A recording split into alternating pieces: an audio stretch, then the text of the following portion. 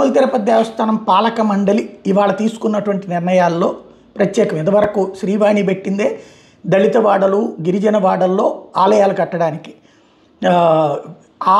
ఇది ఇప్పుడు SC ST కాలనీలో 5,000 ఆలయాల నిర్మాణానికి చంద్రబాబు గారి ఆదేశాల ప్రకారం అంటూ తిరుమల తిరుపతి దేవస్థానం పాలక మండలి ఆమోదం తెలిపింది.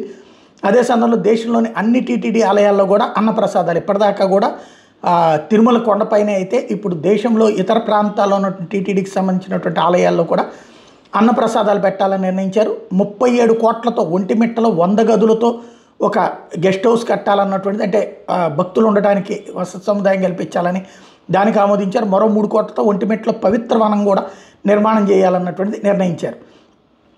టీటీడీ గోశాల నిర్వహణకు సంబంధించి ఒక నిపుణుల కమిటీని వేసి వాళ్ళు ఇచ్చే నివేదిక ఆధారంగా దాన్ని ప్రైవేట్ వాళ్ళకి ఇవ్వాలా, అంటే స్వచ్ఛంద సంస్థలకు వీళ్ళకి ఇవ్వాలా, లేకపోతే టీటీడీ నిర్వహించాలా అన్నటువంటిది ప్లాన్ చేయడానికి డిసైడ్ చేసుకుంటున్నారు.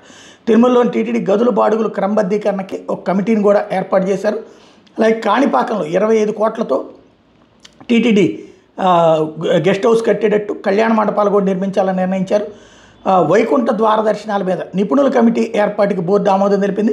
వైకుంఠ ద్వార దర్శనాలు గతంలో లాగా 10 రోజుల పాటు నిర్వహించాలని డిసైడ్ అయ్యారు.